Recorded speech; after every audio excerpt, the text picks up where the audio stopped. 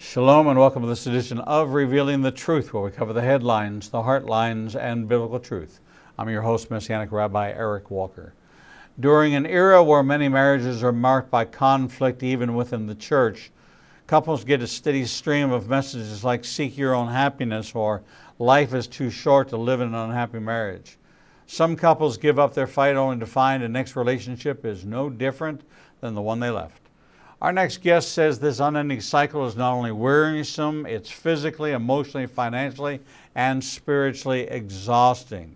Many of the conflicts in relationships begin with misunderstanding and are based on lies, she explains. Others, she says, are based on misguided expectations about roles and responsibilities within a marriage.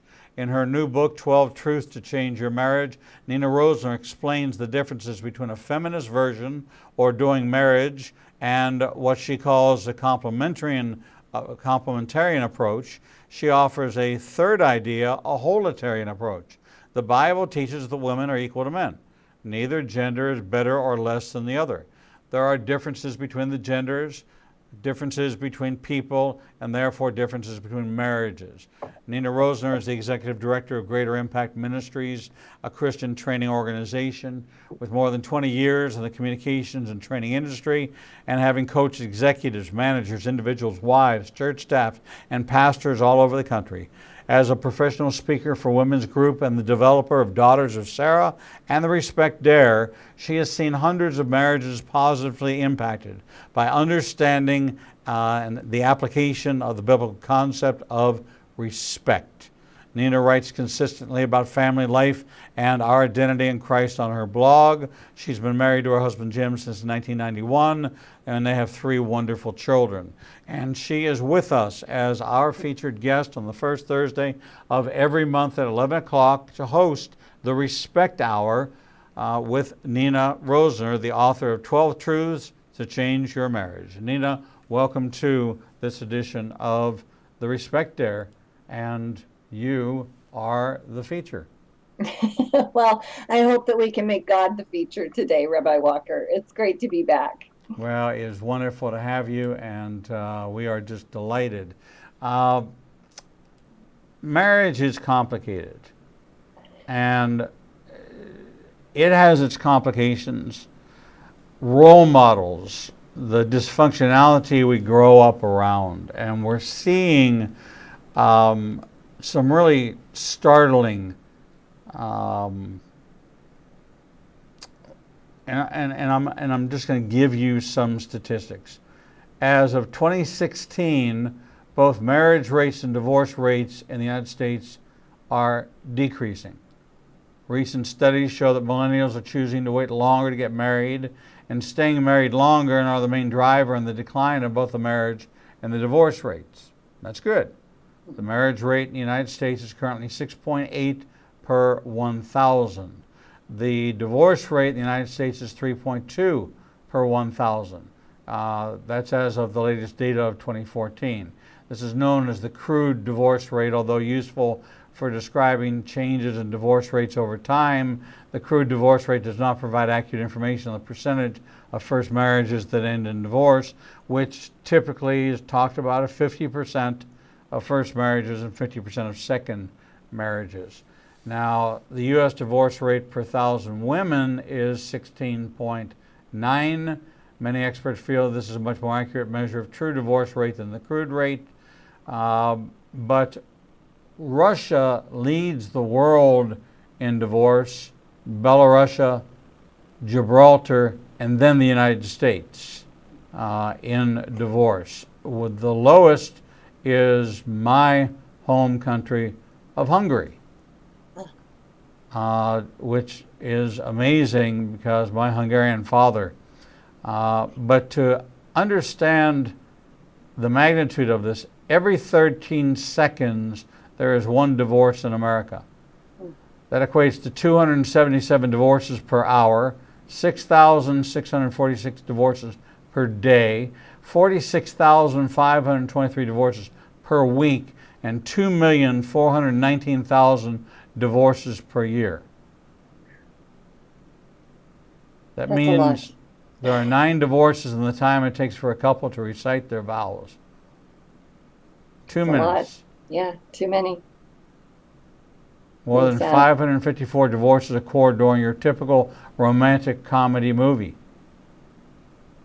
within 2-hour periods.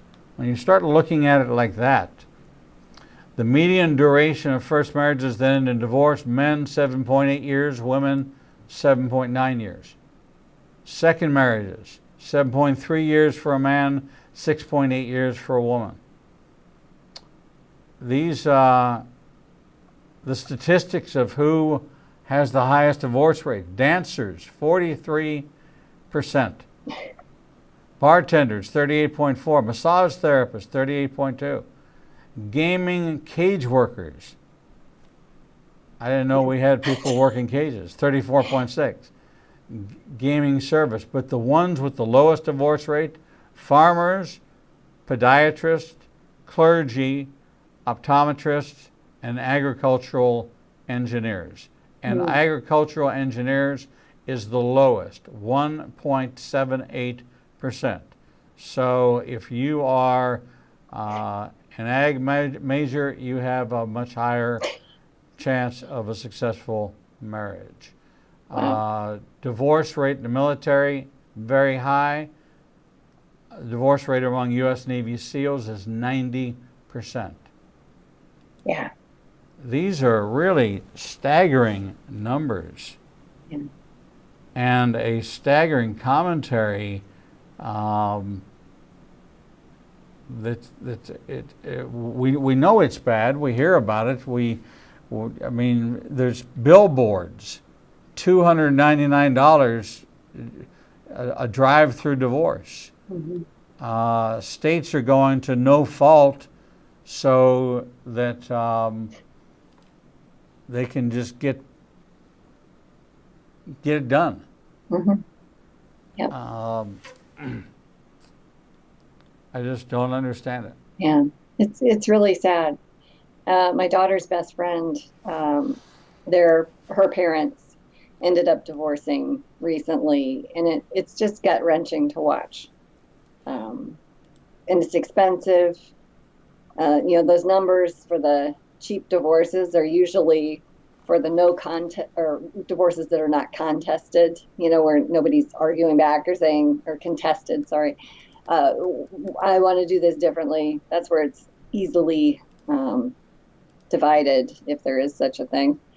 But the average cost in the United States is between $15,000 and $25,000.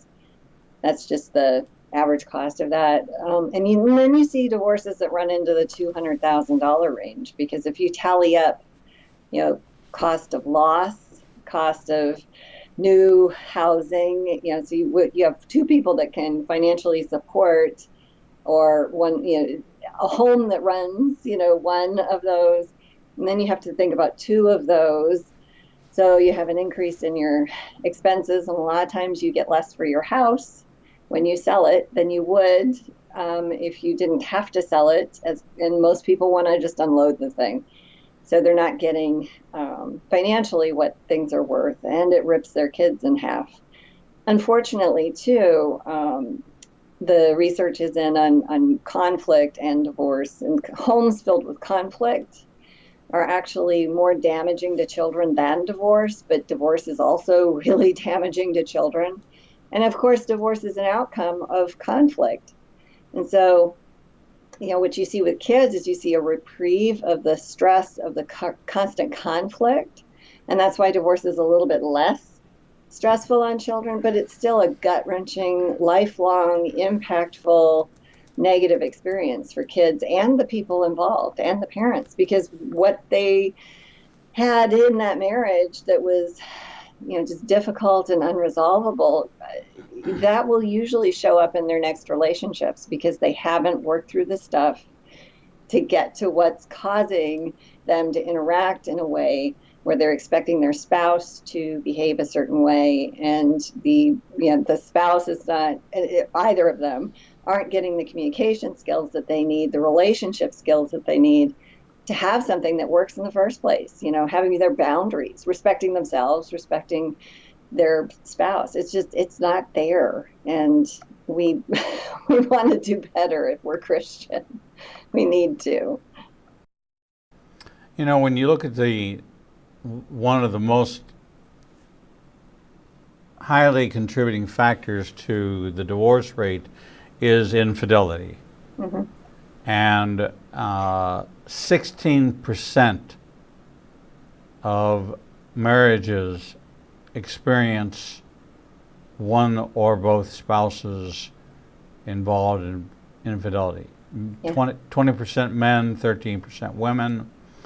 Demographically, 16% white, 22% black, 13% Hispanic. Age-wise, 18 to 34, 11%. 35 to 64, 17%. And over 65, 18%. Yeah. Now, I'm over 65. I'm not married. I'm not dating.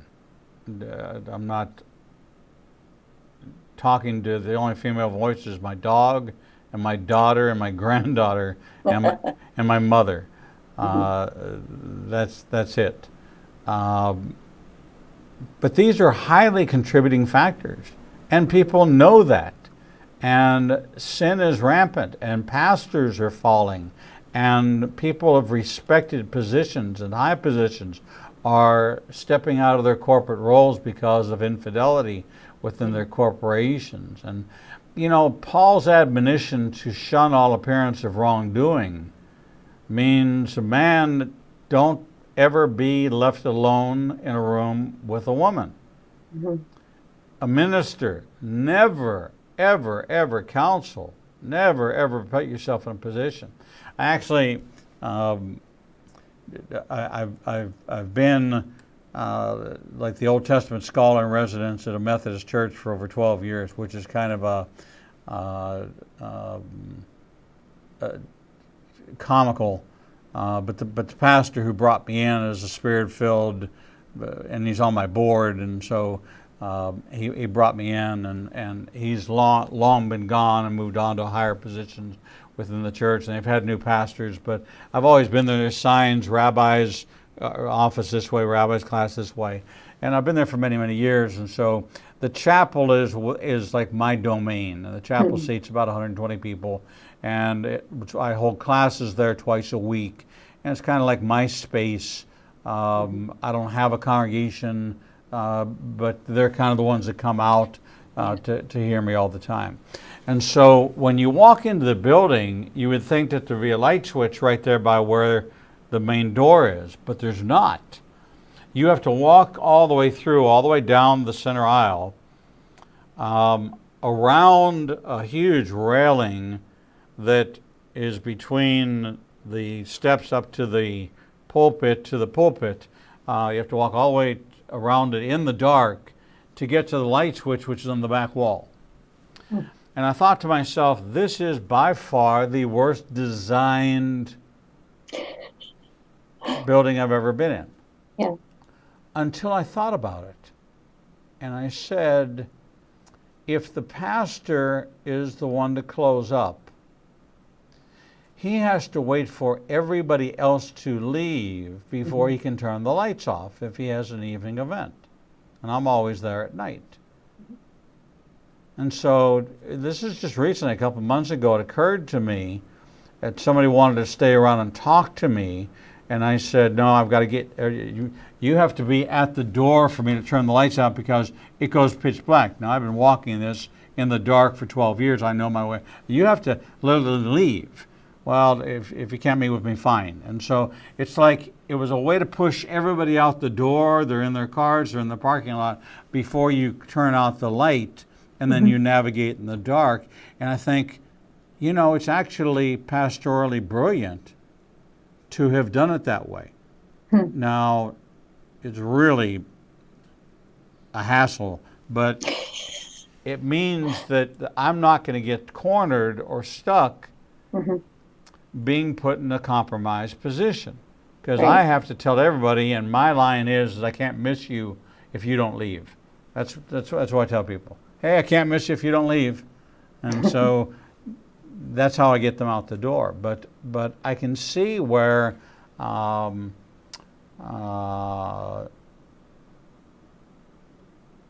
people are put in compromising positions all the time, and they don't know how to extract themselves from it. Yeah. And so And not getting into them in the first place like you do. Yeah. So one of the boundaries we need to have for ourselves is that we're not going to be in a situation where that can occur. And it seems like kind of a unreasonable boundary for ourselves. But if we're in a marriage that's hurting, or even if we're not, sometimes that other person may just look to us for comfort or information, help, whatever, just someone to complain to about their own relational situation. And then we find, and it's hormonally based, God wired us to be able to get this thing called limerence and fall in love, basically, is what it is labeled also. But if you have the abilities to successfully breed with somebody and you sit in proximity with them, what happens is those pheromones start communicating, and then you start having feelings that you didn't plan on. And so that's dangerous. It's just really smart to have some boundaries for ourselves in our relationships. early on, when I got assigned to a kind of a mentoring couple, a deacon couple, to kind of keep me on the straight and narrow as a young believer, because young, 44 years old, but knowing nothing about New Testament behaviors and how it was would be any different. One night I was at dinner at their home, and they were talking about their marriage, and the wife said, "Yeah, I went to work in the." He had he was a chiropractor. He had his own practice, and she took a job, and she said that there was a young man that paid a lot of attention to her, and she found herself liking it. Yeah. And she came home and she said to her husband, I need to tell you something. There's a man at work who has been really nice to me and flattering, and I have to confess I like it. Mm-hmm. And we need to do something about it so that I don't do something about it. Yeah. Do I need to quit my job? What do we need to do? And he said, well, we need to go, we're deacons, we need to take this to the rabbi and see what he recommends, how we go through counseling. But I was astonished that she had the integrity to point out to her husband and to make this confession, which was very difficult to make, that she had the character, the strength of character, being filled with the Holy Spirit to, that's not a usual situation. No, it really isn't. You hardly ever see that. And I have a friend that something similar happened to her. And she came to me and she's like, I don't know what to do with this. And I said, well, have you talked to your husband? She said, I can't, because he will get really, really upset, really insecure. I love my husband. I don't want to hurt him, and I don't know what to do with this at all. And so I said, well, let's pray about this together. And so we did. And then I asked her, I said, what can you put in place to prevent you from spending time alone with this person? And she thought through that, and it was pretty easy. She just altered a few of the places that they met. And I told her about the biology aspect to it, because she was surprised that she could be having these feelings when she still was wildly loving her husband. It made no sense to her. And I think she was wise in not telling him, because in her situation, he would not have reacted to that well. And he was having a hard time at work, having some insecurities, and that would have just added to that. And we were able to walk through that, and she was able to, over time, and it took some time because those pheromones have to die down, but they did. And she was able to keep her job, but I have another person who left her job because she could not get that under control. And she had to have meetings one on one with this person. And, she was just like, I can't work here. And so she took action that way. But, we have to do something to protect our marriages. Our marriage needs boundaries. And we need boundaries. And it can be surprising to people when they start feeling that attraction to somebody else, and it's all biology. And it has nothing to do with their temptations and all of that kind of thing, usually. So, We know the large contributing factors to the erosion of a marriage. Infidelity certainly is one of them. A man working harder to win the heart of the woman he loves than he does to keep the heart of the woman he loves. It's kind of like I have the trophy. I won. I played in the tournament. check. Right. Okay. Right. And now I can just settle in, and I don't have to do anything. Okay. And now everything's going to become routine, and it should never be routine. But they don't know that it's not supposed to be that way. They don't really grasp it, which is unfortunate. So when we look at the contributing factors to the erosion of a marriage, and this is your experience area, this is your counseling area, this is your part of the respect, dare, and the rebuilding of marriages, we first have to understand what causes the erosion before we can start figuring out a plan to rebuild. So what would you consider to be the top 5 factors that contribute to the erosion of a marriage? So I think you're spot on with affairs being one of them. Definitely a thing. There's addictions. So if you have someone who's addicted to alcohol or drugs, sometimes pornography addiction will fit into that category. The other big contributor is financial disagreement. So when you have somebody that's a spender and the other person's a saver and they can't work through those conversations about money are often very, very touchy. And then you look at a lot of, I saw something last week about how a lot of marriages are sexless. That 2 to 3 months will go by before intimacy is occurring. And, that's a sharp contrast to what it was in the beginning. And the thing about those hormones also is that if you don't use them, you lose them. So, or if you're using them in the wrong space, with pornography viewing, and that's becoming an issue for women as well. Roles is another one, where it's not clear who does what, and then there's a lot of conflict around that. So simple communication strategies will help people work through some of that stuff, but we don't even know that.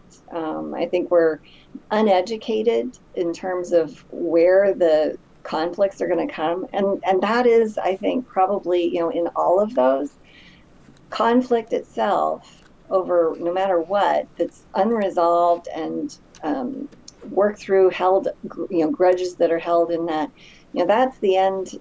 That's the beginning of the end, basically, when you have that amount of conflict in a relationship.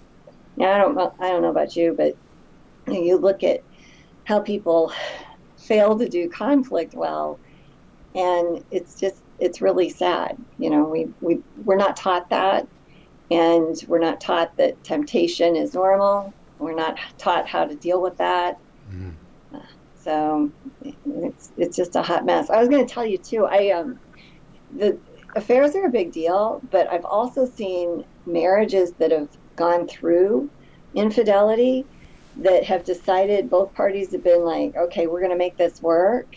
And they've come out of that stronger, because the process of rebuilding trust is, if you'll suffer through that, and it is a suffering through, people can turn marriages around and have an even deeper bond, but it takes both people being wildly committed to that process and dealing with what caused the opportunity and the acting upon the opportunity in the first place. Those things have to be dealt with. And I think one of the newer factors is that's becoming more prevalent is love is being used as a weapon. There's more narcissism. There's more residual playing out of unresolved problems that occurred in youth. So there's unforgiveness, and then the parents are now deceased, so you can't really reconcile with them. You can't go blow up at them for what they did or have anybody else to talk to. Maybe your siblings experienced the same thing, maybe they didn't. Maybe you can talk to them, maybe you can't.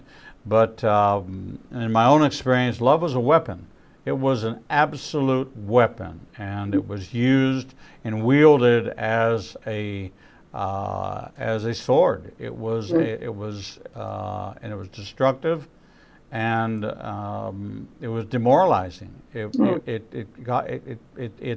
broke any sense of intimacy. It broke any. There was nothing, and because it was narcissistic, and because it was a moving target, that it didn't matter whether or not you did everything. Yeah. It just didn't matter. There's no way to be perfect.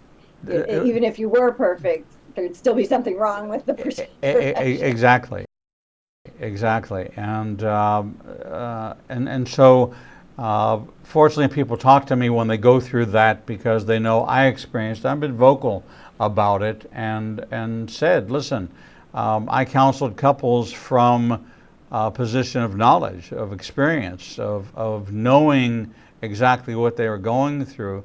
But until I had biblical grounds, and this would be today, I would look at it as biblical grounds. At the time, I did not. I was very rigid in what I consider to be a standard until I went to a counselor who specialized in pastoral counseling. And he looked at me and said, 3 days into your marriage, you had biblical grounds. He said, and you're 15 years later, and nothing changed from day 3 that you described to me. You had, I said, well, I was a young believer, 2 years in the Lord. I knew nothing. I thought it was like one thing. It was either infidelity or it was nothing, and I had to go through it. So fortunately, I'm well on the other side of it, and now can comfort and give words of comfort and encouragement because I released it all, and it was like so freeing and so liberating, and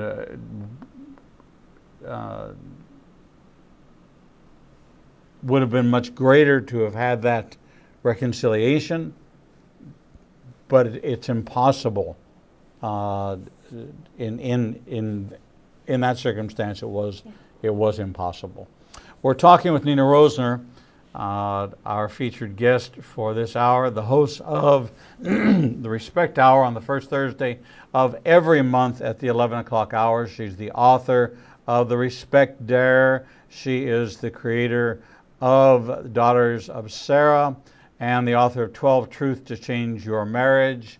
It is all about respect, and it is a two-way street, and it's one to be earned and to be given and to be given and then earned and to be given unconditionally, the same way you give love unconditionally and find a way to bring balance back into a marriage.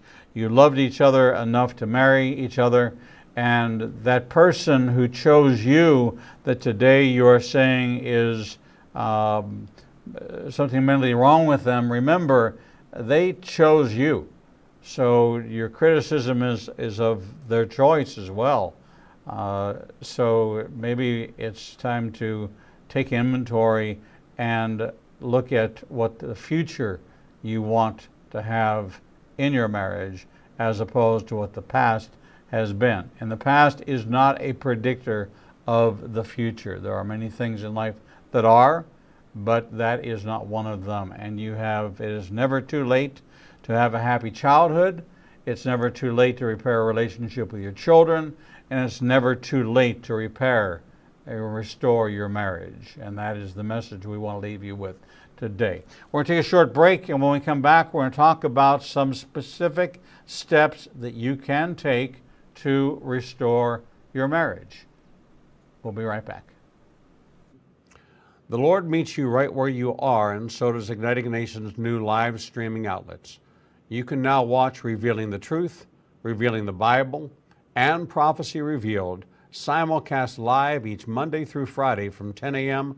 to 1 o'clock p.m. Central Standard Time on YouTube Live, Facebook Live, Vimeo, Periscope, and through our website, www.ignitinganation.com. No matter what device you are using, our program will automatically scale so you won't have to miss a single program. And if you happen to miss an episode, you can always subscribe to the Igniting a Nation YouTube channel and access over 1,000 interviews and never miss your favorite authors, special guests, and topics that interest you the most. There are lots of ways to see Israel, but nothing compares to seeing the land of the book and the people of the book through the eyes of two Jewish believers who can take you on a journey that will bring the entire Bible to life. When you join Rabbi Eric Walker and his #1 rated tour guide, Edo Canaan, in Israel, you'll experience incredible teachings, first-class accommodations, and actually walk where Jesus walked. You will experience the Bible transforming from black and white into living color, and you will never see the Bible in the same way again. For more information, visit us at www.ignitinganation.com/events. The Lord contends with what contends with you, and Igniting a Nation is committed to bringing to light each and every issue that faces a believer's life. Our live stream programming and teachings take you on a journey to finding biblical truth from a wide variety of experts who share their insights into a deeper walk with the Lord. We have assembled the most comprehensive panel of experts in the fields of prophecy, caregiving, healing from trauma, shame, and abuse, and so much more. We continue to expand our teachings and programming to meet your needs. We're committed to healing the nations with biblical truth. Visit www.ignitinganation.com to develop a deeper walk with the Lord and start your journey to a transformed life. The Bible commands us to study to show ourselves approved, but most study using Bible study tools and not actually studying the Bible chapter and verse. Igniting a Nation is pleased to present Revealing the Bible, recorded and taught each week before a live audience. We take you deeper into the actual Bible and verse in both Hebrew and English and connect the dots between the Old and New Testament. You can attend our 2 classes in Tuscaloosa and Birmingham, or watch the program every Wednesday at 11 a.m. Central Time on ignitinganation.com and all our other simulcast outlets. For more information, visit www.ignitinganation.com/events. Shalom and welcome back to this edition of Revealing the Truth, where we cover the headlines, the heartlines, and biblical truth. I'm your host, Messianic Rabbi Eric Walker, and we're talking with Nina Roesner, host of the Respect Hour, right here on Revealing the Truth on the first Thursday of every month at the 11 o'clock hour. She is the author of 12 Truths to Change Your Marriage. Nina, welcome back to this edition of the Respect Hour. Thank you for having me. It's great to be here. Well, always wonderful to be with you. You do such a great work there in the Cincinnati area and really all over with women and couples and marriages and counseling. And it's really a gift that you have for bringing different perspective to respect and understanding what the scriptures are actually saying. So here we are, we're faced with this kind of conundrum. We're at a crossroads. Marriage is at the point where it's failing, it's frailing, and it's fragile, and you're bright and encouraged that just come on guys, we can do this. There's steps we can take to restore this, and it's actually a good thing that all this has come out, because now we can take it and we can address each one of these things.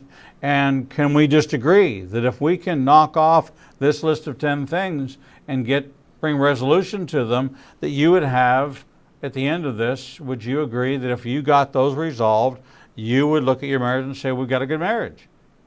And if they say yes, then you head down the path. Yeah, and the thing that really, really matters is, how do we resolve differences so that we're not carrying around a list of wrongs, so that we're not bitter and resentful. And so how do we deal with our own hurts and all of that? And yeah, so I just did a marriage retreat this weekend in Knoxville, Tennessee. And when the couples came in, I asked them, I said, don't tell me what it is. Write it someplace where your spouse can't see it. And I just want to know one word. What are you feeling about your marriage right now? And then at the end of it, after we went through all of this process and the basics of rebuilding, I said, okay, let's do the word again. How are you feeling now about your marriage? Just one word.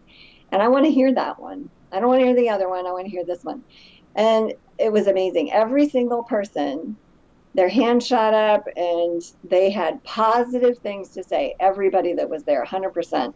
And words like hopeful and encouraged and committed and excited and skilled, braver, those kinds of words were showing up. And I just find that wildly encouraging, because if we don't do, our greater impact doesn't deal with this stuff in the way that most people do. We coach, and we're very positive, forward movement based. And I'm not saying we sweep everything under the carpet. No. We help people learn to deal with their differences and their values conflicts in a way that works and lays a really healthy, solid foundation to rebuild the trust. Because you have to change the environment and rebuild the trust. Any of the conflicts that we've been through that have resulted in further hurt has been damaging the trust that's there. And so that is really what we teach people to do, is how to rebuild the trust. In your experience, do you find that men are kind of clueless as to the power that their words, said carelessly, have negatively, and how much what they say about their wives in jest or in offhand slight really does? It's a sledgehammer. It's not a ball peen hammer. It's enough to destroy a marriage, to deflate the self-worth of a spouse. They think it's funny. They think they are very loose in, what would you call it, jovial criticism. Well, yeah, men are interesting. In terms of how they interact and connect with each other, they'll bond through fighting and arguing and making remarks. They'll poke fun at each other, that Right. kind of thing. My son told me that he knew that he was accepted by his Boy Scout troop when they made fun of him. And I'm like, I don't get that, but okay. The thing you said about words and cutting remarks and being a sledgehammer, that is spot on. And it's not just men. Both genders wildly wound each other. It's like squeezing a tube of toothpaste. Once that stuff's out there, you cannot put it back. And the damage is done, and it erodes trust. And all those things feel like a little betrayal. And so it's one thing for, like if I burn the roast, it's one thing for me to make a smarty comment about my roast, or something like that. And it's quite another for my husband to do that, right? And in marriage, we want to not do those things to each other. Teasing is okay if there's a lot of trust in the marriage. If there's not, then yeah. Even when I was at Dale Carnegie, we told people, and this is 15, 20 years ago, we were telling people, don't use sarcasm in your relationships. Yes, it's a sign of extreme wit and brilliance, but only when it's not at someone else's expense. So, do whatever you want politically with your quick wit, but don't ever point it at your spouse or others, because it damages those relationships. And so, that's actually one of the things that we teach people in rebuilding their relationship is to give the relationship fewer things to have to work through. We actually recommend that they stop talking so much, that they get some more friends. The 2 a.m. friends that you could call if you were in trouble or something, but they spend more of their verbal activity with the friend, and friends should be of the same gender, the same thing we were talking about last hour. But if they'll talk more to those people and allow some healing space in their marriage, saying fewer words and being careful and intentional about that, then they'll have the opportunity to create a different environment. And it's done very slowly over time. And there's a lot of setbacks with it because people aren't perfect. But we found that that's actually the first step, is really just stop talking so much. Get some friends, work your verbal stuff there for a while, and allow silence to become something that helps heal. Kind of like resting an ankle if you twist it while running. You shouldn't go run on it. You should let it heal. So that's a first step. We have Dr. Gary Chapman. We're just incredibly blessed as to how many times he's been on with us, and we consider him a friend of the program. That's great. He has been just so gracious, and here's a man that can talk to anybody at any time, and any network, and graces are set many times. There is an importance to understanding how your spouse expresses love and how they receive love. Yeah. And we overlook that fundamental principle, and we just say, well, I'm still with you. Do you love me? Well, I'm still with you, aren't I? There's no comfort, there's no love, there's no romance, there's nothing in that answer that is endearing in any way, shape, or form. And men have such horrible role models, because if you're too soft, then you're effeminate. If you're too strong, you're a chauvinist and a macho, and there's a balance. There needs to be a balance on both sides of the equation. Yeah. I mean, we've never been at more of an identity crisis for male and female today than we've ever been. Yeah. The days of Archie Bunker, pale by comparison to what's going on today. It's just a whole different world.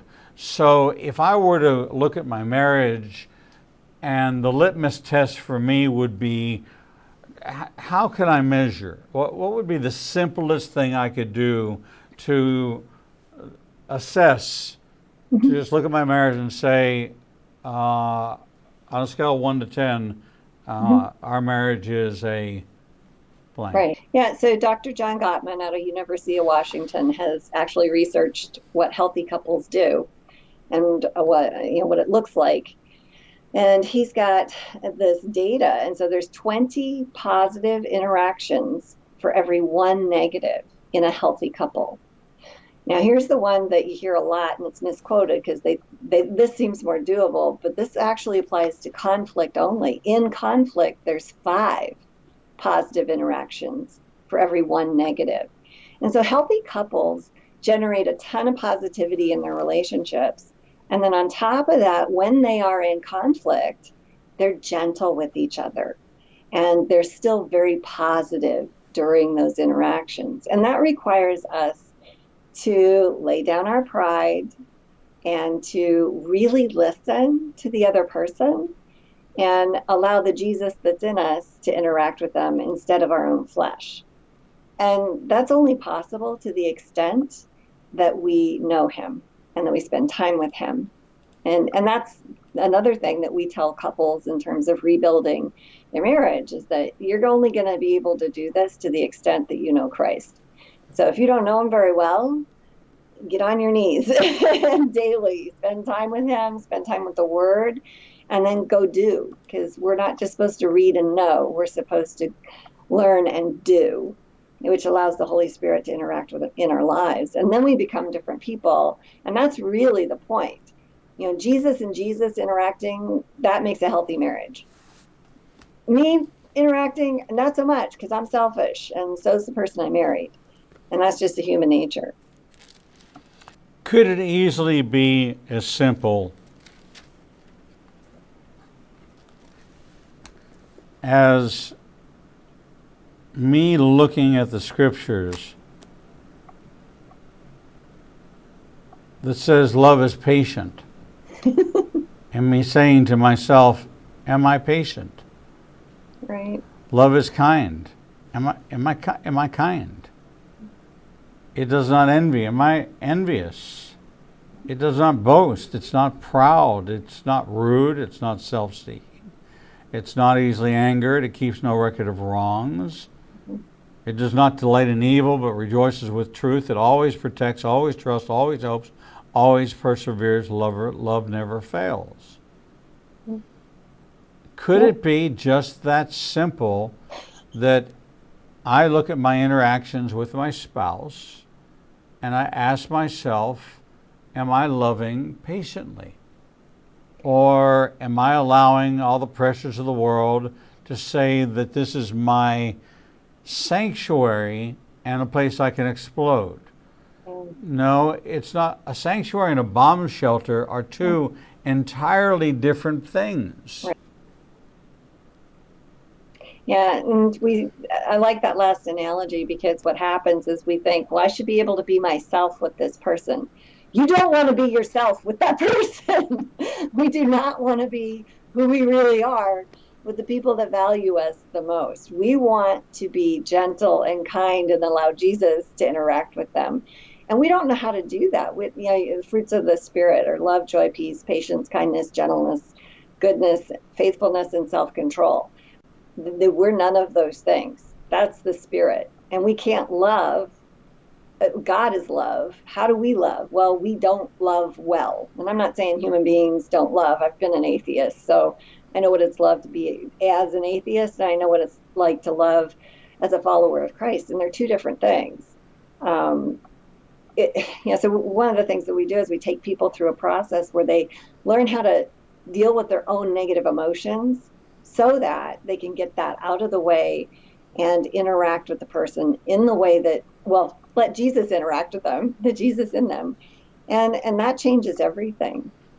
It used to take me 3 or 4 days sometimes, depending on how big of a thing this was emotionally. And it's usually tied to some kind of trigger from a childhood wounding. And now I've got it down to like 17 seconds. In the middle of a conversation, I can connect with God, work through that thing, see what's true, and then interact in a way that brings him glory. And it's not easy and it takes time, but you're absolutely right. We are to love, and that's what that looks like. And it's not easy, and that's why we need each other to walk through this stuff and learn how to do it. Yesterday I had a situation. I'm involved in I'm trying to help my daughter out with something she's going through. She lives out of state, and there's an attorney involved, and we're getting a place for her to live. There's an attorney involved, and I got an email from the attorney that says, call me, and puts the phone number. Well, I'm kind of the background that says if you get an email from your attorney, you pick up the phone and call your attorney. Mm-hmm. I called there and I said, I'm calling for so-and-so, and they said, well, she's on a call. And I said, well, I'm responding to a kind of a sense of urgency here. Call me. And so, oh, she's off right now. Oh, she says she's not available. Ouch. And I said, I don't understand.